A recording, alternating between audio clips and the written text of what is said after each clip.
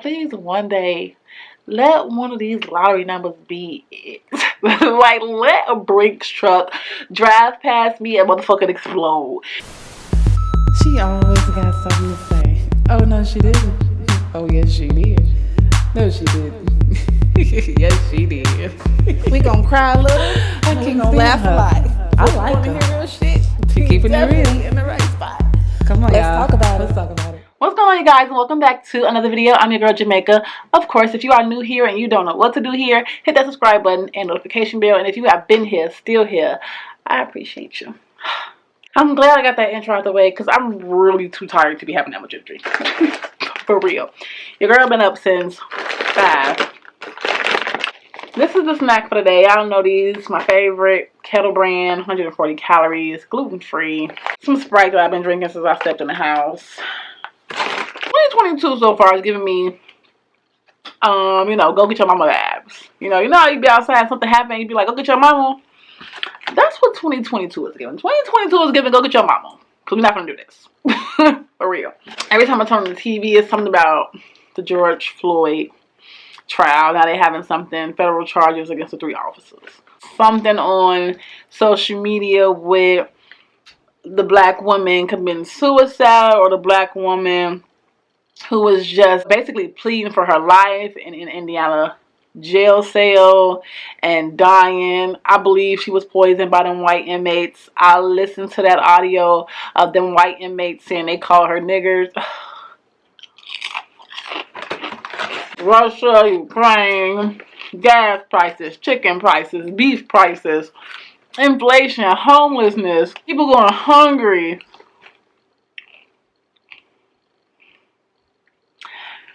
I need more love. Like, it's given a lot. I enjoy so much. And I tell this to my son all the time. There was nothing like the 90s. Growing up in the 1900s, 1991 for me, was so easy. I mean, we did double dutch and basketball, and kids actually went outside, and everything wasn't about your phones. As long as your phone was working after 8 or 9, free on the weekends, as long as it had Tetris on it, as long as we can change the phone cases on the front, it wasn't shootings.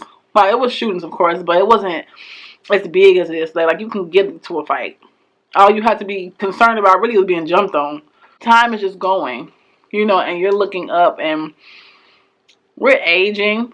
Shit is changing. A lot of shit is not even changing for the better, in my eyes. And I am the kind of person that looks at things like a glass half full versus a glass half empty. So I see some of the good, but it's definitely being outweighed by a lot of the bad. I feel like you really just have to focus on yourself. And when I say yourself, I don't mean be selfish. I mean, you gotta stay in prayer. Because the world, things are happening. And serious things are happening. And it's happening to kids. It's happening to women. It's just happening to life. And what's being done? You have to stay in prayer. I stay in prayer so much. I pray for myself. I pray for my family. I pray for those who are outside on the streets. I pray for people who are lost mentally, regardless as to how much money they have, what their house looks like. People are suffering in all type of scenarios. I'm almost believing that some of the happiest people are people who are just working 9 to 5s, are people who are just, going to work and coming home, or going out to eat with their kids and their family and coming home, because mentally, I feel like so many people struggle. That's another video. I pray for people. Because you just never know. Let me tell you something. I literally got up one morning, and I'm going to do a story in this in the future, but I literally got up one morning on the weekend. It was a Sunday. Walked out of my house and never seen it again. I went to jail. And I had no idea that when I woke up that morning, that would happen. That's how fast, like, you can be dressing for your death. You can be dressing for, anything. It can be the last, like, your whole life can change. I stay in prayer all the time. It's so much evil in the world. When I say evil, I mean like the devil is really busy. The devil is really doing its job.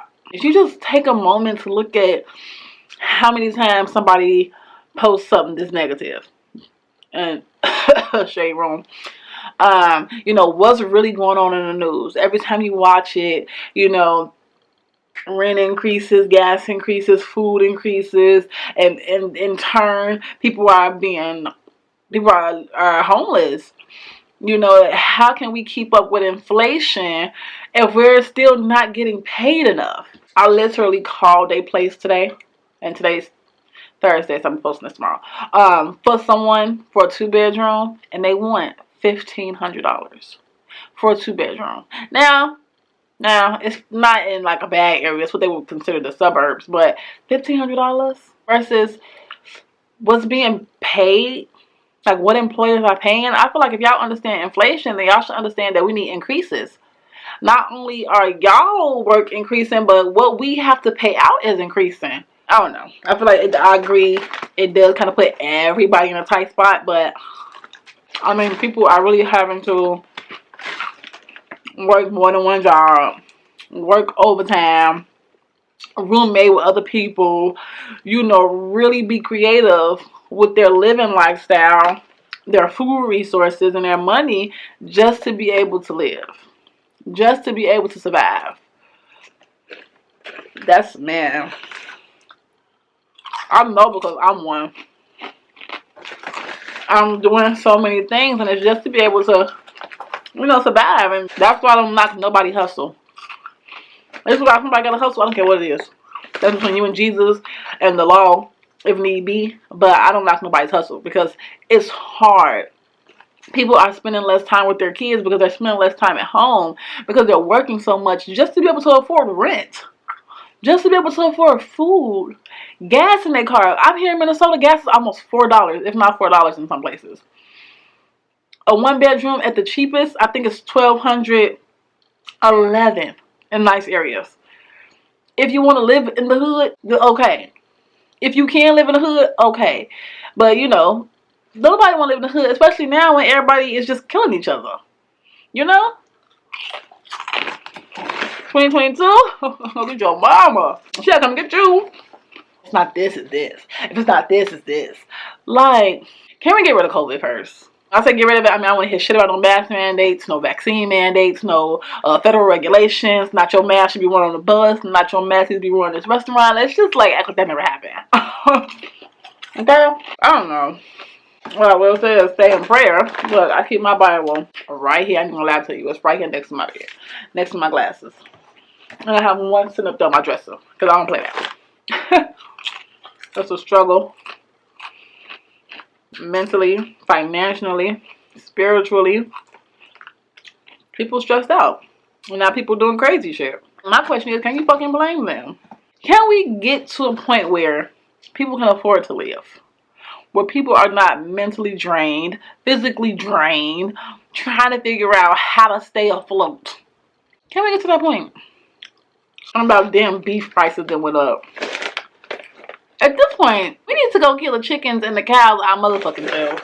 At this point, it's really giving. Just go get you some seeds, get you some land or something, and start planting you some crops. Because in a couple seconds, you're not gonna be able to even afford to walk into the grocery store. You might have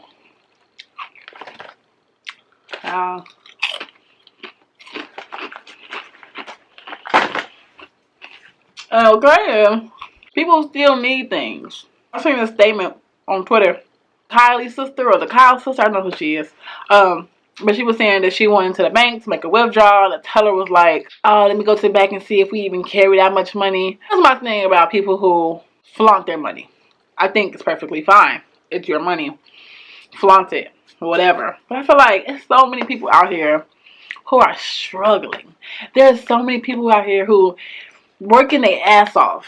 And then you just have people on social media like flaunting Chanel bags and making words out of money and shit like that. Remember that whole challenge was going on. Like, I get it. It's social media. It's cute or whatever. But I have $37 for my student loans. $37,000. Like, can you get a cash app? You feel me? Like, I get it, flaunt your money, but we do have to be mindful. When I say we, I mean everybody. I don't have much, but I don't want nobody to look at me like, oh, Jamaica's flossing, which, let me tell you something, Jamaica don't floss. I've been wearing this shirt from Target. This is like my second time wearing it this week. This chain, my son got me from 721 for $4. I don't floss anything. I am just a working woman who make it look cute. You know, my little twos and fuse together. I share my clothes with my sister. She send me her clothes from a whole other state, package them up and clean them real nice, and I wear them. So that's where I'm at. We need not flaunt our money, you know, if we can. I think I get celebrities like, oh, it's my money, I should be allowed to flaunt it, and you should, and granted, and you can, but you know, it's just a thought. Do I really want to put all this out here? And I have 1 million followers, 10 million followers who probably struggling. I don't know. That's just my opinion. Oh, the world is going through a lot. We under some pressure. You know, we just try to make it work. Everybody is trying to make a dollar. As long as I feel like you are not harming nobody, assaulting nobody, bringing no harm to nobody's life, to someone else, get you a hustle, legal if possible, safe if possible, and work your hustle. Like, really sit down and think about, what can I do? Where is the need? What is the need? And how can I make money from it? Like, the world do it. The government do it all the fucking time. They don't have no, like, sympathy. Like, shit, put the motherfuckers to work.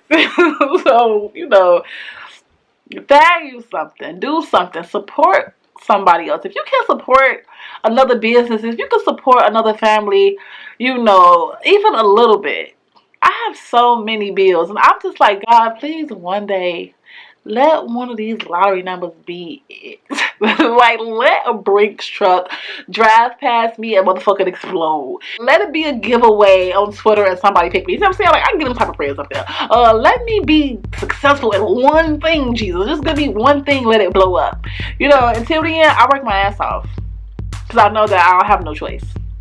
And I've been homeless before. And I've been without before. And I've been hungry. And my child, not my second one, but my first one, you know, he's been in a situation with me, and I never want that for him. So I'm going to work until the skin falls on the bottom of my feet before I ever allow them to go back to the situation. So I get it. It's so much going on in the world. Stay strong. Stay prayed up.